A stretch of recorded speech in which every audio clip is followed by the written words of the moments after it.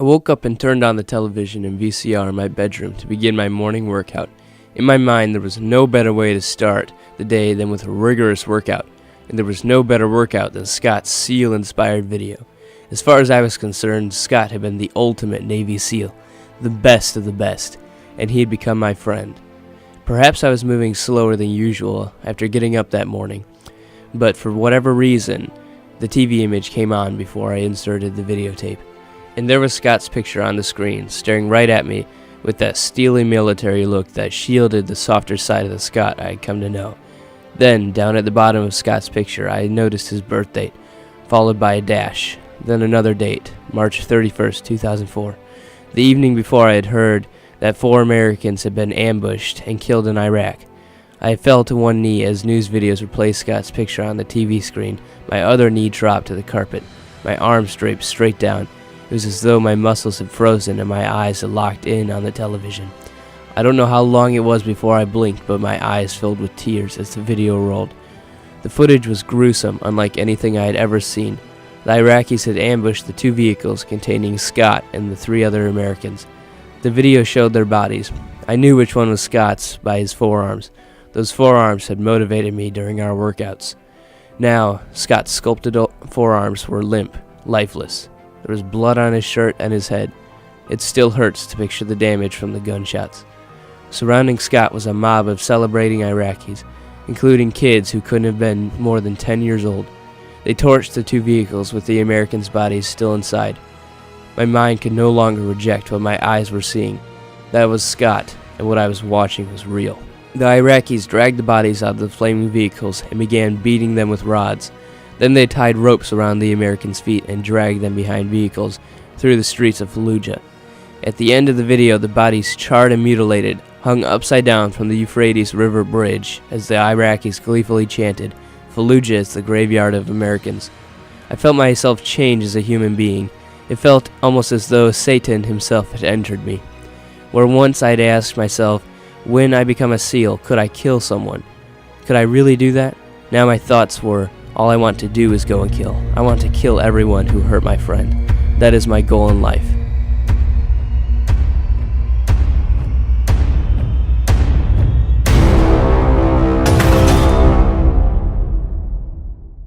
In my pre-SEAL years, I had a habit of picking up a new hobby and pouring everything into that thing. Then I would get bored of it and move on to something else. I always wanted to be the center of attention, and that led to many bad decisions. One of those bad decisions was drinking and partying and doing drugs. One day I started up my truck and did 360s in the empty parking lot. I did burnouts, feeling the thrill from the sound of squealing tires grasping for traction. I laughed as both hands fought with the steering wheel to regain control of the sliding back end. After a few minutes, I stopped and lit up a joint. When I smoked, I pondered my life. What was I going to do? I asked myself. I need to do something, but not just anything, something big. I need the attention I used to enjoy, the excitement. I faded. I'm a nobody. I need to do something significant. But what? The idea of becoming a Navy SEAL had always been in the back of my mind. As a young kid, I had pretended I was a SEAL while swimming in our pool. During high school, I had always watched TV documentaries about SEALs that instilled me in a fascination not only with SEALs' jobs but also with their lifestyles. On my fishing trips, some of the veterans told stories about their experiences in Alaskan crab fishing, and I had been intrigued by the dangers and sense of adventure they described. But in my mind, not even Alaskan crab fishing or coal mining could offer the same rush as the SEALs could. That's it, I decided as the aroma of freshly smoked weed wafted around the cab of my pickup. I'm going to become a SEAL. My parents were not happy with my decision to become a Navy SEAL. Each day my dad brought up the topic of becoming a SEAL to see if I was still serious. I did my best to convince him I was. One day my dad did something that surprised me.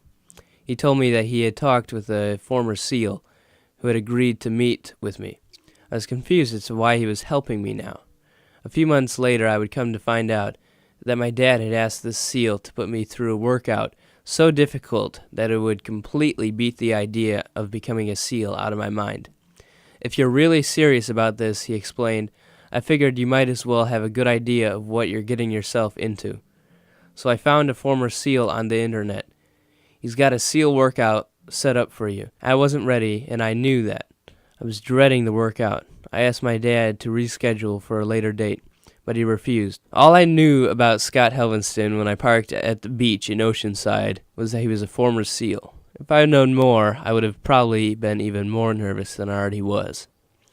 Scott had become a SEAL at age 17 and held the record for fastest time through the obstacle course at the Naval Amphibious Base Coronado, across the bay from San Diego.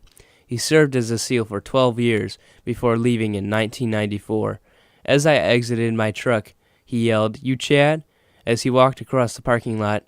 "You Scott?" I replied. Scott introduced me to a friend named Seth, a former Marine aspiring to become a SEAL. After having us do multiple sets of pull-ups and informing me that I had not been doing them correctly, he said he wanted us to do some warm-up exercises. My arms and shoulders are already tired and we haven't even warmed up yet? After warming up, we went for a run. First Seth led, then I would lead. After we ran, I was thinking to myself, this ain't so bad. This is a piece of cake. After Seth led, Scott told me to lead.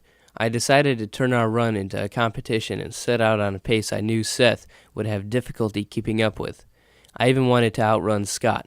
It wasn't long before Seth began dropping back. Scott was staying back with him. I kept my pace. Then Scott began gaining on me, and quickly. I started running as hard as I could. Then Scott passed me, and I told myself I had to keep up with him. When Scott got about 20 feet ahead of me, he stopped dead in his tracks, turned to face me, and took one step off the path. Scott stayed there as I approached. Then, right as I was about to sprint past him, Scott thrust his right arm forward and punched me right in my gut. That punch completely stopped me. I lay on the ground, gasping for air. He started screaming at me, "You want to become a SEAL? You want to do this? You better stay 3 paces behind me." 3 paces behind me. Then he started running again. My stomach ached as I began running behind Scott. Finally, we slowed down and waited for Seth. To this day, that 3-hour workout remains physically the single most difficult one I've had in my life. As he talked, I found out the reason for that punch. He said that after he'd been on TV, it was common for people to try to beat him at something. They wanted to be able to brag about beating a SEAL. Scott asked me when I'd be able to work out again, and I said whenever. "How about tomorrow?" he said. I said yes, but just about died inside thinking about doing that again. Over time, I became like a son to Scott, and he is second father to me. One day, Scott told me that he had been offered a contract by a private security firm that supported our military by providing highly trained security guards in Iraq. I thought that he should do it, and Scott did end up accepting the job. While Scott was training in another state and in Iraq, I had to settle for Scott's SEAL workout videos. It was then that my world came crashing down. This was the morning that I saw Scott's lifeless body on the TV. The 2.5 weeks before boot camp are mostly a blur. Whenever I would hit a rough spot during SEAL training, I would think, I'm doing this for Scott. When I had signed up to become a SEAL, I hadn't told anyone, but it just so happened to be that on the exact same day my friend Brent had enlisted in the Navy, and I convinced him to become a SEAL. During boot camp, I didn't make very many friends. I considered myself different from everyone else. The way I looked at it, boot camp was the pinnacle for those guys, their big thing. For me, it was something I had to endure to get to where I wanted to be. Once I finally graduated from boot camp, I couldn't wait for my SEAL training. This would be my big moment. Look at the guy to your left. Look at the guy to your right. Look in front of you. Look behind you. Take a mental picture. If you make it through BUDS, chances are all those guys you just looked at didn't make it. I wondered whether I was really going to be tougher than the guy to my left and the one to my right, and the ones behind and in front of me. Wow, I thought, where are all those quitters going to come from? It turned out they would come from all over the room. About a year later, at the end of our training, only 13 of the original 173 would make it. BUDS, or Basic Underwater Demolition / SEAL, is a 6-month training course considered the most difficult military training program in the world. Before starting BUDS, we went to INDOC, where we learned the exercises we would do in BUDS, the rules and procedures of BUDS, and the basics of SEAL swimming, techniques, and tasks, like underwater knot tying. We also became acquainted with the small rubber boats that would come to feel like part of our bodies. It was 5 o'clock in the morning as our class stood outside our barracks, waiting for something to happen. Many of our instructors arrived on motorcycles. "Bud's class 254, get over here. On the grinder, now," an instructor barked through a bullhorn. The instructors ordered us to hit the surf. We sprinted down to the beach and began the first of many surf tortures. I believe surf tortures are now referred to as water immersions. I guess the word torture didn't look good to the public, but it's an accurate description of what it was like in the cold ocean water. The way it worked was the instructors would have us line up with our backs to the water and gave us the order to link arms. When we had to do an about face and link arms again. Then we had to march forward. We marched into the cold ocean as the waves crashed into us. We marched until the water was chest high and the instructors ordered about face. Take seats. We brought our legs to a sitting position and the waves gradually brought us back to shore as our bodies were scraping the sand. The waves slapping us in the face, and there was nothing we could do about it since our arms were linked. Sand got up in our eyes, our noses, into our mouths, inside our ears, and every place it could affix itself. When we came out of the ocean, the instructors had us roll on the beach until we wore a thick coat of sand. Then we would head back for another surf torture. 2 or 3 guys quit right off the bat. Those who quit during buds have to return to the grinder where a brass bell hangs. They must give the bell 3 rings, then place their helmet on the grinder. Everyone throughout the training compound can hear that bell ringing. It is said that ringing the bell is the most humiliating experience a man can ever go through.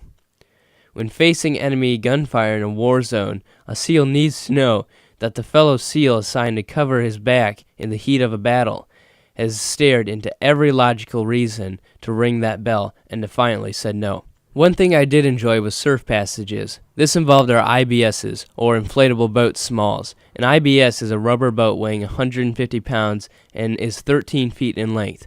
We had teams of 6 men.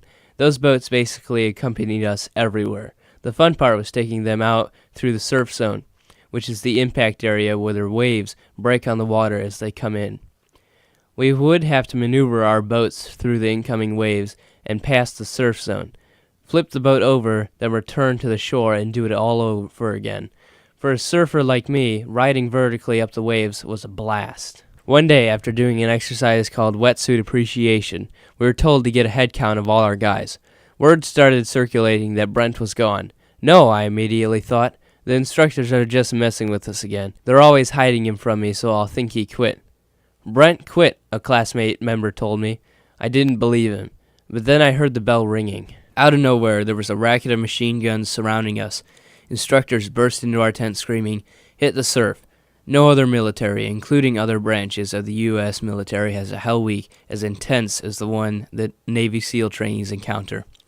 Hell Week is 5.5 brutal days of sleep deprivation, non-stop shivering from hours in the ocean water, and running around with a boat on top of your head until you develop bald spots and then scabs on skin, rubbed raw until it opens and bleeds.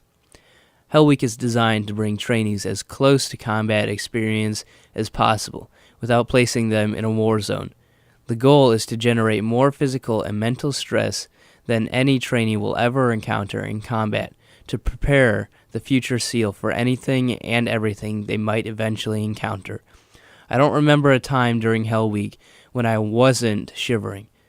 The instructors made it even easier to quit. They had mounted the bell onto the tailgate bed of a pickup and conveniently brought it down to the beach. One exercise we did was having to crawl through a moat where vegetation had started to grow in the stagnant water. It was so cold in the moat that guys would jackhammer or shake almost violently. I actually preferred the surf tortures over this. At the end of Hell Week, about 20 of us were still left. I had finally made it. This was the biggest accomplishment of my life. Though more weeks of training lay before me, I could see the end of my road to becoming a SEAL. After completing Hell Week, we weren't even halfway through first phase of buds, with 2 more phases after that. After 5 months or more training, we lost nearly half of the 20 guys that made it through Hell Week. During third phase, we learned land navigation, land warfare, and underwater and out-of-water demolition. After land navigation, we moved to Camp Pendleton to begin weapons training. We not only had to become proficient in shooting various weapons, but we also had to know our weapons, be able to assemble and disassemble them, and thoroughly understand weapons safety. Then we went to San Clemente Island for the remainder of third phase. We fired hundreds and thousands of rounds per day with the M4, our basic rifle. We learned how to transition from our rifle to our handgun, and from our handgun back to the rifle. We also learned problem-solving procedures like tap, rack, bang. If we pulled the trigger and the rifle clicked, the first thing we had to do was tap or jam the magazine into the rifle. If that didn't work, we would rack or check for a bad round, then fire again. If the rifle still didn't fire, we would have to drop the magazine, rack the rifle chamber, look inside the rifle to make sure it was clear, check the magazine, then jam the magazine into the rifle and drive the bolt forward to chamber a new round. All this had to be done and performed rapidly, without even thinking. After surviving through all the phases and buds, there were only 13 of the original 173 that had made it to this point. At this point, we had accomplished buds, but we still had to complete jump school. I had about 4 weeks off between buds and jump school. Now that I was 21, I was able to get into clubs without having to sneak past security guards. During buds, I had stopped drinking, but now during my leave time, I started drinking heavily. Because I never experienced any negative side effects from drinking, I had no reason to stop. After completing buds and jump school, I had finally made it. All the work and all the physical and mental perseverance, the shivering in the Pacific Ocean and sweating on the grinder, the scrambling to find my way in the Laguna Mountains in Alaska, it had all led to that moment when I received the insignia that let everyone who saw it know I was officially a SEAL. I had done what I said I would do. I had accomplished my one big thing. I had become a SEAL. I had been placed on SEAL Team 1. My bad habits resurfaced again. I would do anything the established SEALs wanted me to do. I would always be getting into trouble. Eventually my parents even kicked me out of their house. Only problem was I had hid a keg under a blanket in the garage that I planned to use that night. I had to buy some more time at their house. I offered to go to the church service with them that they had been planning on going to. I knew exactly how the service would happen, so when the message began, I tuned out the speaker, who was Greg Laurie. He has such a down-to-earth personality that it is difficult to listen to him without actually hearing what he's saying. I gradually started paying more attention as he talked about a guy named Naaman. I could relate to Naaman. He was a soldier. The more and more he spoke, the more it felt like he was talking straight to me. A sense of conviction came over me, and a door seemed to open. For the first time in my life, I was finally getting what the gospel was about. If you really want to make this commitment real, he said, raise your hand. Like many others, I raised my hand. This was the moment that my life changed. After becoming a Christian, I experienced problems in my SEAL team. I eventually was able to be transferred to SEAL Team 7. Our team was deployed to the Philippines. I was disappointed because I wanted to be in Iraq. After the Philippines, I had almost 2.5 years remaining, but my desire to be an evangelist grew. In March of 2009, I finally received the assignment I had been waiting for all along: deployment to Iraq. Much of our assignments involved capturing terrorist leaders.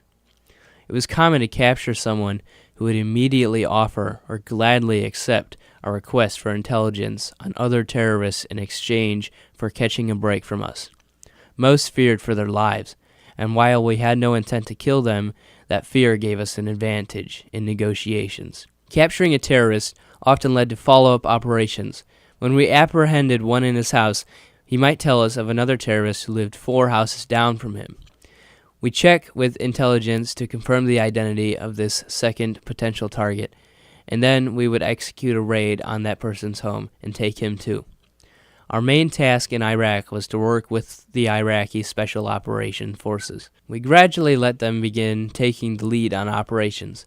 Eventually, the Iraqis were doing all the planning and execution of operations, and we rode along just in case we were needed.